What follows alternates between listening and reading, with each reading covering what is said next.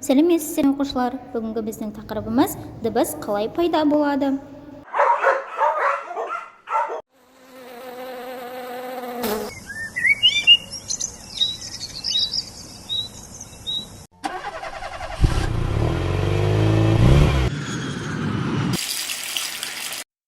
Балалар, бұл заттарда ортақ нәрсе не? Ойланып көрейікші. Дұрыс, ортақ нәрсе дыбыс. Дыбыс дегеніміз не деген сұраққа гректің ұлы философы Пифагор дыбыс әртүрлі соққының себебінен пайда болады деген. Мысал үшін, ұлттық аспабымыз домбырада орындалған әртүрлі күйлерді тыңдап көрейік.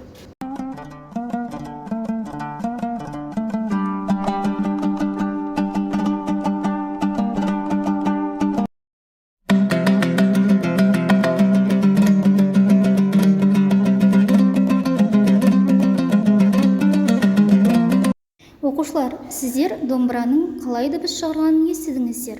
Яғни, соққы әлсіз болса, дыбыста әлсіз шығады, ал соққы қатты болса, дыбыста соншалықты күшті шығады.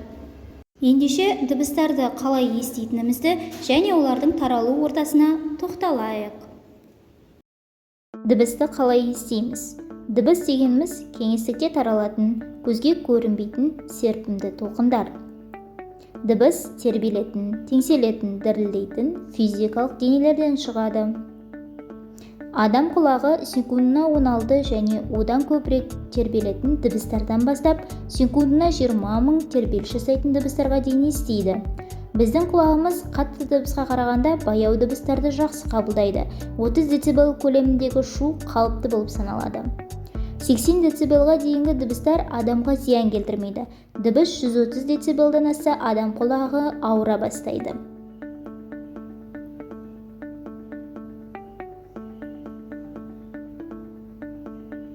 Дыбыс толқындары тек ауамен емес, су және қатты денелер арқылы да тарала береді. Дыбыстың таралу жылдамдығы әр жерде әртүрлі болады. Мысалы, суда дыбыс ауаға қарағанда тезірек тарайды. Қатты заттарда дыбыс сұйық және газға қарағанда тезірек таралады. Ал ғарышта дыбыс мүлдем таралмайды, онда үнсіз тыныштық орнаған. Дыбыс ауада шамамен секундына 330 метр жоғары жылдамдықпен таралады. Найзағай шамамен 1 километр қашықтықта пайда болса, біз оның дауысын көргеннен 3 секундтан соң естиміз. Себебі дыбысқа 1 километр қашықтықта жүру үшін 3 секунд уақыт қажет. Ал найзағай дәл осы қашықтықты жүріп өту үшін секундтың 100 миллионнан 1 бөлігін қажет етеді. Жолаушылардың ұшақтарының көбісі ауадағы дыбыс жылдамдығынан сәл аз жылдамдықпен, ал әскери жойғыш ұшақтардың көпшілігі дыбыс жылдамдығынан жоғары жылдамдықпен ұшады. Акустикалық толқындардың судағы жылдамдығы ауадағымен салыстырғанда әлдеқайда жоғары, шамамен секундына 1,5 километрге дейін жетеді. Осылайша жарылыс дыбысы палубада орнатылған микрофонмен салыстырғанда кеменің су асты бөлігінде орнатылған микрофонмен тезірек тіркеледі. Қатты дене арқылы таралатын дыбыстың жылдамдығы одан да жоғары. Мысалы, металл темірде дыбыс 1 секундта шамамен 6 километр қашықтықта таралады. Құлағыңызды рельске жақындап тыңдасақ, жіберілген пойыздың дыбысын оның ауа арқылы таралған дыбысынан көрі әлде қайда ертерек ести аламыз.